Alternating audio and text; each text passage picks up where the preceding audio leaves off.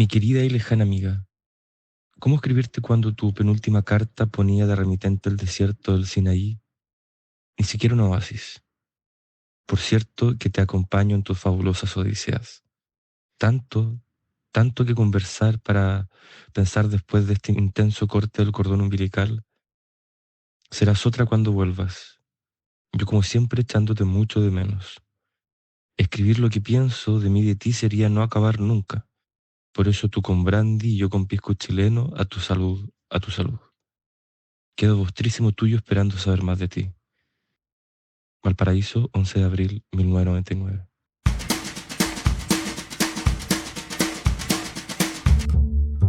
Esto es Ojo en Tinta, el podcast. Libros para salvar al mundo. Conduce este capítulo la periodista y poeta Victoria Ramírez Mansilla.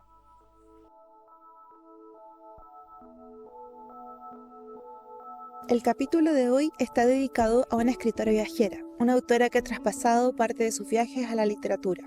Me refiero a Cynthia Rimsky, periodista de profesión y autora, entre otros libros, de Poste Restante, Los Perplejos, Ramal, Fui, El futuro es un lugar extraño, En obra, La revolución a dedo y Yo morí. Cynthia Rimsky vive en las afueras de Buenos Aires desde 2012 y parte de esa vida aparece retratada en su último libro, La vuelta al perro, publicado en Chile por Overol y en Argentina por Tenemos las máquinas.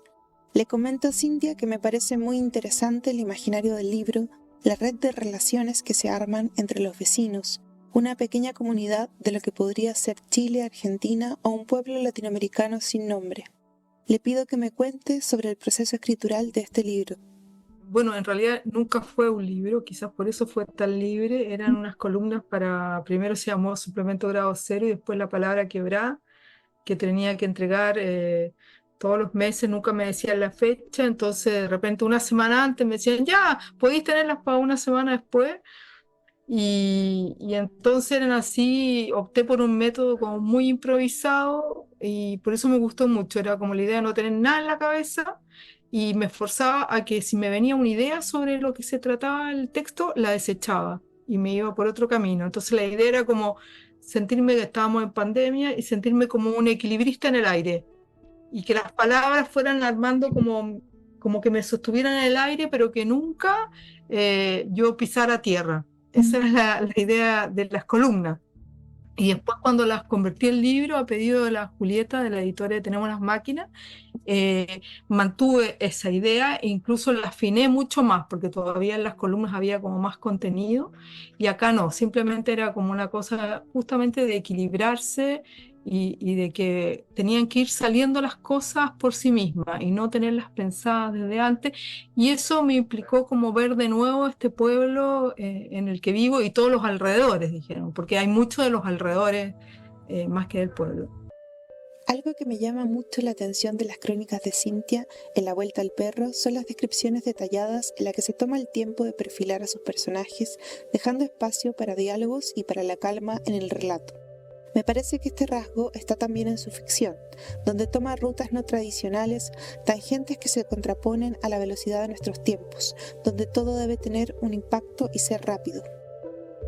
Cynthia me dice, sin embargo, que para ella se trata más bien de la diferencia entre la literalidad y la profundidad. Es como los pintores, así voy como escribiendo por capa, entonces cada capa después la leo y es como que misteriosamente eso se abre y me van surgiendo cosas adentro y esa primera capa, la segunda y la tercera se van borrando y tengo la sensación como que me voy sumergiendo, como que voy buceando y eso me entretiene mucho. Y las derivas tienen que ver con que me aburro. Entonces, cuando siento que voy llegando como a algo que ya puede ser identificable fácilmente, digo, no, qué aburrimiento. Entonces, por eso voy tomando como caminos literales, como una manera de no aburrirse, ¿no? Como de estar. Hay una cita el otro día leía preparando un curso de César Aira en un ensayo que se llama El exotismo y dice, el escritor ante su propio texto es una persona que va descubriendo y extrañando al mismo tiempo, incluso hacia su propio texto. Y creo que eso me resuena mucho, o sea, es como la idea de que siempre a mí lo que me interesa es descubrir, básicamente, ¿no? Como que las cosas no sean lo que uno cree que sean, que son, o lo que uno ve, sino que adentro, esta idea tan profiana, ¿no? De que hay un secreto, y también de la cábala, ¿no? Un secreto, un misterio en las cosas, que si uno se va adentrando y va como con respeto, y la idea de John Berger, que es la idea de en complicidad con los otros, vas descubriendo otras cosas, otras capas de lo visible, ¿no? Me gusta mucho esta idea de descubrir que explica Cynthia, y no puedo evitar relacionarla a los viajes. Recientemente se reeditó Poste Restante en Overol, su primer libro, en el que por primera vez aparece el tema del viaje. Le pregunto a Cynthia en qué medida los viajes son detonantes de la escritura y cómo funcionan para ella. Tengo la sensación que cuando uno está en lo habitual, como que por lo menos a mí me cuesta mucho mirar, ¿no? O pensar. Sin embargo, apenas me desprendo un poco de lo habitual, o sea, o tomo un poco de distancia, es increíble cómo todas las cosas empiezan a aparecer y me empiezo a divertir mucho. A mí me divierte mucho. Y entonces el viaje creo que tiene que ver con eso, con desasirme de lo habitual, ¿no? Como entrar en un terreno no conocido, y puede ser el viaje, bueno, como en la vuelta al perro, el viaje por el mismo lugar donde vivo. Sin embargo, ya al plantearme que estoy escribiendo y no viviendo, o sea, que lo que tengo que hacer es escribir sobre, ya me saca de lo habitual, ¿no? Entonces ya ir al negocio, al verdulero, donde voy, qué sé yo, 4 o 3 veces a la semana, ese viaje ya es distinto, porque desde que salgo de mi casa voy mirando qué es lo que va ocurriendo, voy haciendo asociaciones y voy construyendo literatura en el fondo, ¿no? Y entonces lo que sí pasé fue como del viaje exótico, de Poste Restante, del viaje a los países exóticos, Rusia o Turquía, todos esos países, como a darme cuenta de que no era necesario establecer grandes tránsitos o grandes trayectos para viajar, ¿no? Y de hecho en esta cosa de la vuelta al perro, lo que me interesaba era justamente como viajar por cómo se construye el pensamiento, ¿no? Entre imagen, recuerdo, pensamiento, y no tanto una cosa de un viaje así como geográfico. Me encanta que en La Revolución a Dedo, Cynthia Ripsky haya encontrado un baúl con diarios de su juventud, cuando viajó a Nicaragua buscando la revolución sandinista, y luego lo haya reescrito 20 años después. Le pregunto cómo fue para ella encontrar los diarios y reencontrarse con su versión de la juventud. Bueno, primero, mucha vergüenza, te prometo, leía los cuadernos. Me da una vergüenza, como una mezcla entre ingenuidad y como un totalitarismo de ideas, así, todas como unas ideas así muy estructuradas, muy como pesadas, así, y me dio mucha vergüenza. Por otra parte, también como, qué aventurera que era tremenda. O sea, en vez de irme directo a Nicaragua, hacer todos esos desvíos, perderme, toda esa cosa que necesitaba tanto, como no llegar como al centro, o demorar o retardar la llegada justamente del pensamiento a la revolución, porque era muy fuerte. Me acuerdo que en esa época uno creía en la revolución de verdad, sinceramente, luchaba por una revolución sinceramente. Y bueno, llegas al país donde está la revolución y hay un problema como de todo tipo de expectativas. Por un lado, ¿por qué la realidad se va a parecer a lo que tú tienes en la cabeza? Por otro lado, la realidad tampoco se parece a la palabra o al concepto, porque claro, tampoco hay forma de que se parezcan los conceptos a la realidad. Hay muchas realidades, por lo tanto, todo además es súper fragmentario. La revolución, ¿dónde estaba? ¿En el ministerio o en la casa de la señora que visité, que cuento toda esa historia? Entonces, ese era una majamama que cuando lo hice, cuando volví, nunca pude solucionar. Y la solucioné 30 años más tarde, cuando ya había desaparecido la idea de la revolución. Quizás ya no estaba esa expectativa, y sacando la expectativa quedó como la materialidad. Y lo que hice fue trabajar con esa materialidad, con el tipo de palabras, con los nombres, que anotaba el nombre de las personas a las que tenía que entrevistar, el hostal, y ahí me fue más fácil. Mientras escucho a Cynthia, pienso en la contraposición entre vivir y escribir, una vieja dicotomía entre los escritores. En este viaje a Nicaragua está muy presente la experiencia, que 20 años después se traspasa al papel. Se ponía mucho el cuerpo también, ¿no? Hay una cosa muy, muy de poner el cuerpo, de vivirla, y era lo que más me interesaba a mí, el otro día estuve viendo, pensando en toda ¿cuáles eran las escritoras que me influenciaron? Bueno, la Jane Bowles, ¿cómo se llama? La Catherine Murphy, la Diana Barnes, que eran mujeres muy locas, ¿no? Y claro, era una forma de salir de la burguesía de mi familia cerrada, como poner el cuerpo, era eso, ¿no?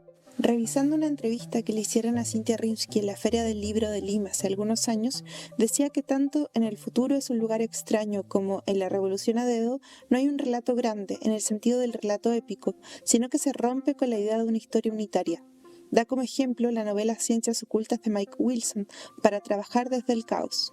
Recuerdo algo que una vez me dijo el escritor colombiano Juan Cárdenas, que era muy útil saber cómo funcionaba una novela para desde ahí desarmarla, desgranar el relato tradicional. Le pregunto a Cynthia si siente que esto ocurre en su proceso creativo, pues tengo la sensación de que el caos opera de forma armónica en sus textos. Pucha, ojalá me pasara lo de Juan Cárdenas, me sentía súper aliviada, no, me demoro mucho, bueno, yo morí 12 años, Los Perplejos creo que fueron 10 o por ahí, porque nunca sé lo que estoy escribiendo, no lo sé hasta el final, y cuando lo vuelvo a reescribir, cuando llego al final y como que vuelvo a reescribir, pero sí, es totalmente caótico y me cuesta incluso para una clase, porque ahora estoy preparando una clase y me cuesta entender a dónde voy o qué es lo que estoy diciendo o redondear. He tenido que aprender esa cosa de redondear y parar. Es como lanzarme así completamente a ciega y ir descubriendo de qué se tratan las novelas. Es realmente un tanteo, así como... Y por eso me demoro mucho, me angustio mucho y escribo mucho, muchísimo. Y borro mucho. A medida que voy escribiendo, me voy tentando por la escritura. Entonces me voy desviando. Entonces, nada, me voy tentando, dejando tentar. Ay, acá, ¿cómo podría construir esto? ¿Cómo podría contar esto? Ah, pero qué divertido, qué bueno. Ay, me encanta ese descubrimiento. Entonces me voy nomás y después tengo que volver, ver cómo voy a engarzar eso con lo demás. En este punto de la conversación llego a una de las novelas de Rimsky más fascinantes, Yomuri, publicada por Random House en 2022.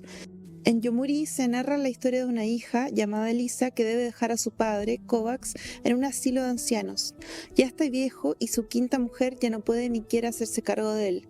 Pero el llamado de otra de sus hijas, que lo invita a vivir con él, desencadena un viaje lleno de aventuras. Le comento a Cynthia que creo que hay mucho sentido del humor en sus libros y que eso muchas veces es difícil de trabajar literariamente. Lo veo también en El futuro es un lugar extraño y en La revolución a dedo. Le pregunto cómo trabaja el humor, si es algo que aparece naturalmente en sus libros. Creo que al principio he tenido siempre mucha ironía, ¿no? Como humor negro, como una ironía respecto a la vida, ¿no? Como eso haciendo descalzar cosas, mostrando como el absurdo, ¿no? Como esa idea del absurdo. Y de repente, no sé cómo, en Yo Morí, eso empezó a mutar realmente como humor. Yo creo que porque partí con este personaje, Kovacs, tan chistoso en general, ¿no? Entonces me daba como el pie y el tema era tan espinudo, ¿no? Porque es un tema que está todo el tiempo rozando lo políticamente incorrecto, lo que no debería decirse o lo que es más ambiguo. Entonces ahí lo que más me salvaba era el humor, po. Y me encantaba, sabes que estaba acá en mi taller y me reía sola, o sea, estaba reírme sola de lo que estaba diciendo. Después se lo mostraba a mi pareja y nos reíamos. Y bueno, y ahí me da cuenta que también que es raro por qué el humor no entra en la literatura, ¿no? De eso, porque es serio, y sobre todo, claro, como tú dices, la chilena. Emar tiene mucho humor, ¿no? Ruiz también tiene muchísimo humor. Y me encantó, y ahora estoy escribiendo una novela que también tiene, una novelita corta, que también tiene mucho humor, o sea, me voy como riendo, como que ya se me incorporó y estoy muy contenta, porque como tú dices, yo era muy oscura, creo que en demasía, y creo que el humor me permite escribir quizás de las mismas cosas, pero creo que una preocupación en un momento en que le di un giro a mi escritura fue cuando no quise ser más melancólica, y que fue después de Ramal y Los Perplejos. Como que dije, mi padre era un melancólico, y dije, no quiero más, ya viví con mi padre melancólico, yo era melancólica cuando pequeña, tiene que haber otro tipo de tono, ¿no? Del narrador. Y entonces creo que ahí empecé a trabajar la idea de la ironía y después eso derivó por gusto en el humor. Y estoy muy contentísima. Veo ese humor que me comenta Cintia, que me parece un humor inteligente, donde entra la crítica social y la política, incluso bordeando lo incómodo. Le pregunto por los temas más políticos. En Yomurí toma el tema del territorio de pueblos originarios y cómo eso se relaciona con el Estado-Nación, paralelismo de lo que sucede con el pueblo mapuche. Bueno, en Italia promocional o Yo morí, la Revolución Adeo, el futuro lugar extraño, que yo se lo dije en realidad como mi trilogía política. Para mí es como mi trilogía política y bueno, eso ya se cerró y se pasó. Porque bueno, siempre me han interesado, me gusta mucho la invención, pero también me interesa, es como que estoy dividida, me interesa mucho lo que pasa, ¿no? Me interesa mucho lo que pasa en la política, en lo social, en lo cultural. Entonces como que estoy con una antena para allá y con la otra antena para la imaginación. Y entonces en Yomurí lo que era muy difícil, y fue un trabajo de artesanía que es lo que más me demoró, que era que el texto siempre estuviera en lo literario. O sea, que nunca hubiera mímesis, que nunca tú pudieras trasladar eso y tú pudieras decir, ah, pero es esto. Puedes decir, ah, hay un paralelismo con los mapuches, pero nunca llega a cerrar qué es lo mapuche, ¿no? Jamás, porque no incorpora lo central de los mapuches, ¿no? Entonces, solo lo de la tierra. Entonces, eso era como un trabajo de artesanía que siempre mantenerlo dentro de la creación, ¿no? Y que no se fuera al realismo mimético, ¿no? A que tú pudieras identificar. Entonces, todos los desvíos que hay en Yomurí son momentos en que yo sentía que alguien podía identificar esto con algo político que vio ayer, entonces yo me desviaba y volvía hacia la literatura. Y eso me costó canas verdes. Eso fue un proceso muy, muy difícil de mantener algo que es un tema como contingente siempre dentro de lo literario, ¿no? Y que es quizá una crítica que le hago a ciertos libros que asumen cosas más contingentes y que creo que se van más, no, se van para el lado de la mímesis, ¿no? De igualar, de identificarse demasiado con la realidad. Y eso yo lo tenía como lo que no quería que ocurriera. Político, mis libros son políticos también, siento que porque hay una clara como opción por personajes muy menores y muy alejados del poder. O sea, en mi libro no hay ninguna persona, ningún personaje que tiene relación con el poder y que nunca hay verdades oficiales, nunca es de historia, ningún tipo, y siempre desde lugares muy menores, ¿no? Entonces, a mí me parece que eso, que es algo muy político, que es lo que me interesa de la literatura política. Tener un pie en la imaginación es algo que me fascina de Cynthia Rimsky. Desde 2012 vive en Argentina y eso le ha permitido ver el país con cierta distancia. Le pregunto si siente que le ha influido la literatura argentina en ella y cómo ve este panorama respecto a la literatura chilena. Sí, me ha influido totalmente. O sea, desde que me vine acá, yo siento que hay un cambio en mí, no solamente en la literatura, también como persona. Como que me siento una persona mucho más, no voy a decir libre porque es como raro, bueno, llamar la palabra libertad mejor no usarla, aunque eso también hay que disfrutarlo, ¿no? Pero más relajada, eso. Yo creo que también mi literatura se puso más relajada y yo también en mi vida vivo más relajada que en Chile. Creo que Chile es un país muy difícil, es muy rasposo, como me acaba de decir un amigo que viajó al sur y primero estuvo en Argentina y después cruzó a Chile y me decía, qué distintos son los dos orillas, me decía, qué rasposo, me decía Chile, ¿no? Raspa. Y creo que, bueno, en Chile hay escritores y escritoras maravillosos, pero me sorprende como la presión que hay para que la literatura diga cosas, desde todo, desde las críticas, los señores y las señoras críticas, la industria editorial, el mercado. Hay una presión que no la siento en otras artes, ¿no? Una presión porque la literatura se haga cargo de cosas que en realidad deberían hacerse cargo el Estado. Y eso me molesta.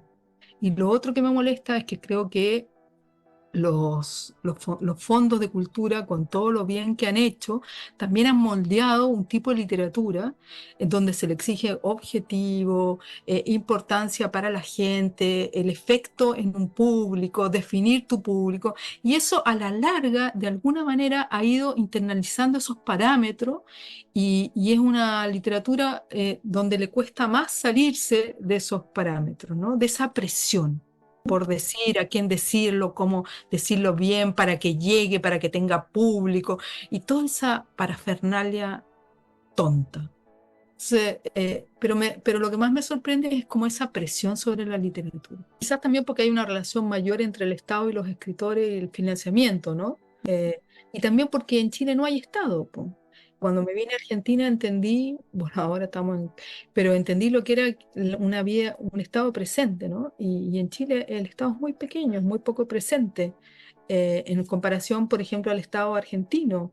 Entonces, claro, ese hueco lo tienen que ocupar otras instituciones y se presiona para entonces, como está lleno de mentiras, no hay medios alternativos para decir ciertas cosas que se ocultan todo el tiempo, e incluso en el gobierno descubrimos que todavía siguen financiando a los que plantan bosques de pino, qué sé yo, esos subsidios, qué sé yo. Entonces, bueno, tiene que salir la literatura, ¿no? A decir las cosas que no, entonces, pero no sé, me parece que no es lícito esa presión. Ya para cerrar, le pido a Cintia que me cuente en qué está trabajando, de qué trata la novela corta que está escribiendo. Estoy con esta novela que me falta súper poquito, me falta la escena final, que también es muy divertida, es una novela de amor, entre comillas, y también estoy organizando a ver si hago un libro con mis ensayos, con mis textos, y también estoy viendo hacer un libro con mis clases, pero un libro como más narrativo, porque acá doy mucha clase y he ido acumulando como mucho material. Y después de leer el libro de la Valeria Tentoni, mi color favorito, me encantó ese tono que ella hace, ¿no? Que es como un tono totalmente narrativo. Y de hecho ahora di unas clases en el Malva y escribí como una novela, en el fondo nunca saliéndome de lo narrativo. Así que tengo muchas ganas de armar con eso algo, pero son proyectos, ahora en lo concreto me voy de vacaciones. Para despedirnos, el lema que da lugar a este podcast es Libros para salvar el mundo.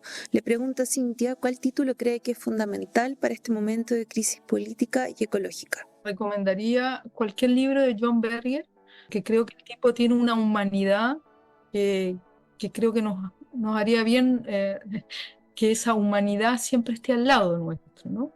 Y dentro de los libros de John Berger, con lo que está pasando con Palestina y con Israel, recomendaría Cartas de A para X, que me parece que rescata algo de humanidad. O sea, se basa o pone en la mesa por sobre todas las cosas la humanidad. Muchas gracias, Cintia, por aceptar conversar con nosotros y muchas gracias a todos por escuchar este capítulo de Ojo en Tinta, Libros para salvar el mundo. Te invitamos a seguir con atención nuestras próximas versiones.